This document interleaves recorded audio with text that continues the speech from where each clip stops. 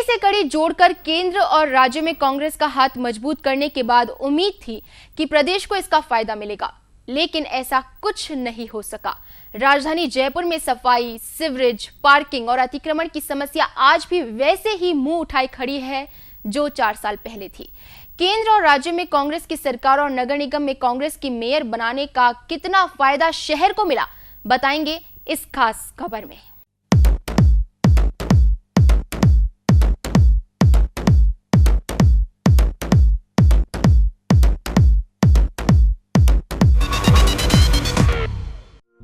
शहर की प्रमुख समस्या है सफाई। सरकार जयपुर को वर्ल्ड क्लास सिटी बनाना चाहती है और इसके लिए शहर की सफाई व्यवस्था का दुरुस्त होना बेहद जरूरी है। राज्य में कांग्रेस की सरकार और निगम में कांग्रेस की मेयर बनने के बाद उम्मीद की जा रही थी कि इसमें सुधार होगा, लेकिन हुआ उल्टा। साल 2008 में सफाई के मामले में जयपुर देश में 9वें स्थान पर, जो अब खिसक कर 230वें स्थान पर आ गया। ये स्थिति तो तब है जब नगर निगम के बजट में सर्वाधिक राशि इस मद पर खर्च की जाती है। निगम में 2008 के बजट में सफाई पे 85 करोड़ 85 लाख रुपए का प्रावधान किया गया, जबकि 2011 में यही बजट बढ़ाकर 168 करोड़ 84 लाख रुपए कर दिया गया। यानी बजट बढ़ा, लेकिन सफाई व्यवस्था में सुधार के बजाय गिरावट आई।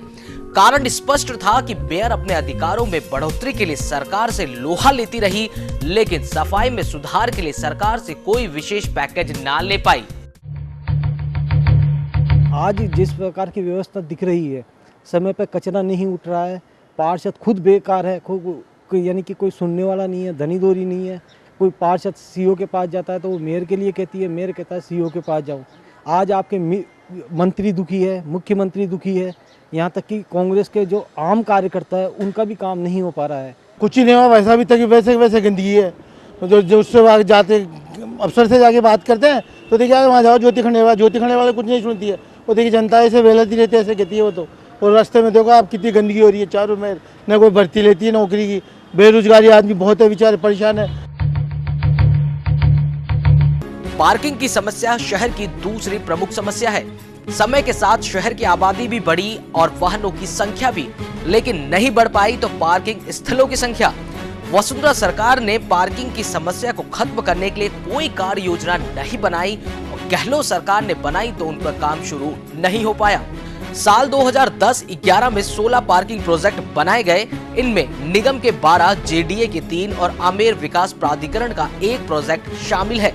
वर्तमान में निगम और आमेर विकास प्राधिकरण के सभी प्रोजेक्ट फाइलों में अटके हैं, जबकि जेडीए के रामनिवास बाग पार्किंग प्रोजेक्ट पे काम शुरू तो हुआ, लेकिन अपने निर्धारित समय पर इसका काम पूरा नहीं हो पाया। कौन से हैं ये प्रोजेक्ट, देखते हैं इस स्लाइड के जरिए।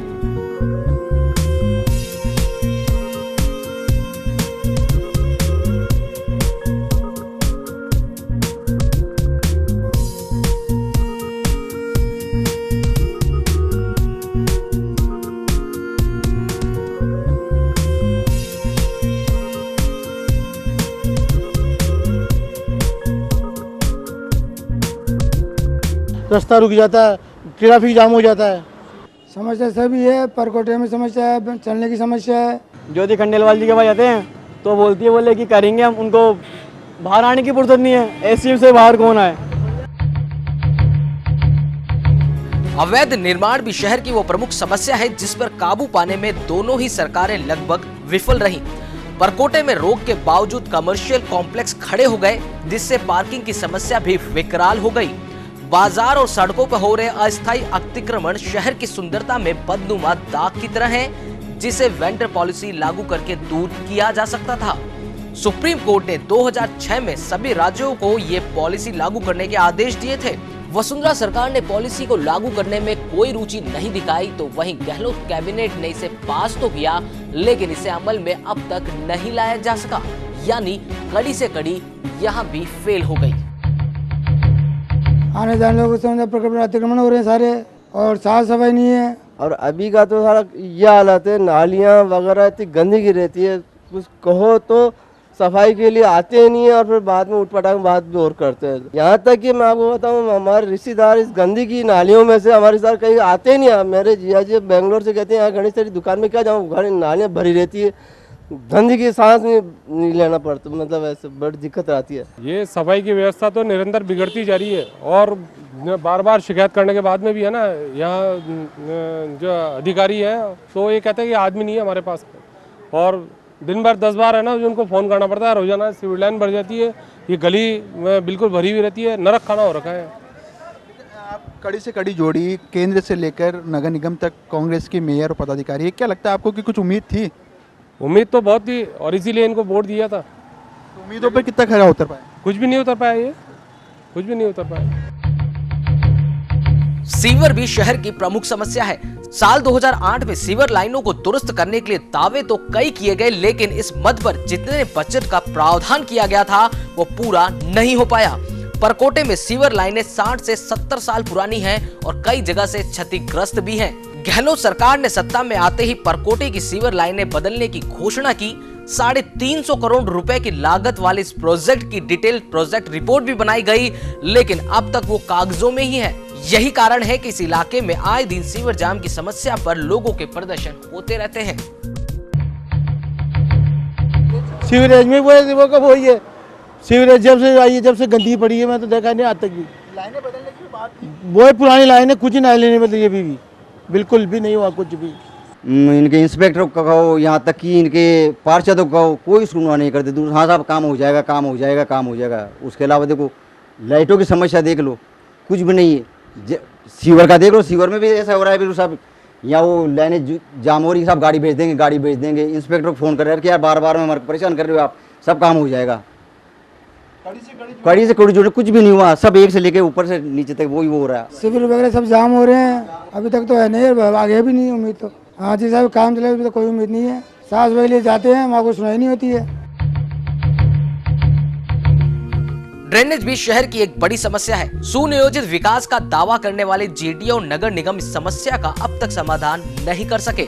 साल 2008 में निगम ने शहर के ड्रेनेज व्यवस्था में सुधार के लिए मास्टर प्लान बनाया था। प्लान 358 करोड़ रुपए का था, इसलिए इसे पूरा करने की जिम्मेदारी जेडीए को सौंपी गई, लेकिन वसुंधरा सरकार में इस पे काम शुरू नहीं हो सका। गहलोत सरकार से शहरवासियों को कुछ उम्मीद बंधी, लेकिन केंद्र से कड़ी जुड़ने के बाद भी मुख्यमंत्री इस प्रोजेक्ट के लिए केंद्र सरकार से आर्थिक सहायता नहीं ले पाए, यानी यहाँ भी कड़ी से कड़ी जनता के लिए हथकड़ी बन गई। मतलब जो कड़ी से कड़ी जोड़ने का कोई फायदा नहीं मिल पाया? कोई फायदा नहीं है इनको तो, ये तो सिर्फ सीट चाहती थी, इनको सीट मिल गई, बैठे रहते आराम से। हम कांग्रेस वाला आए, बोले वोट दो, हम तुम्हारे साथ हैं, हम कड़ी से कड़ी जोड़ के चलेंगे। हमने उनको वोट दिया, बोले हमारे देश का कुछ भला होगा, कुछ होगा देश के अंदर नया, कुछ करेंगे अशोक गहलोत जी। लेकिन ये तो सिर्फ वही है, बस कहते हैं ना वो जाओ बैठो आराम से और दुनिया का नज़ारा देखो क्या हो रहा है। हर जगह समस्याएं विकराल है, रोना जनता को पड़ता है, पिस जनता रही है। कुल मिलाकर के स्थिति भयावह से और ज़्यादा भयानक हो गई। तो ये थी शहर की वो प्रमुख समस्याएं जिसका समाधान केंद्र और राज्य सरकार की कड़ी से कड़ी जुड़ने के बाद भी न हो सका। सड़क, सीवरेज, सफाई और अवैध निर्माण, ये वो समस्या है जो 2008 में भी थी और 2011 में भी। हालांकि कड़ी से कड़ी मिलने के बाद उम्मीद थी कि शायद इन समस्याओं का समाधान हो पाएगा, लेकिन हुआ इसका उल्टा। यह स्थिति तो तब रही जब खुद सरकार शहर को वर्ल्ड क्लास सिटी बनाने का दावा करती रही, लेकिन क्या इन स्थितियों में शहर वर्ल्ड क्लास सिटी बन पाएगा? शायद नहीं। कैमरामैन मुकेश मेहरा के साथ पीयूष शर्मा, BTV न्यूज, जयपुर।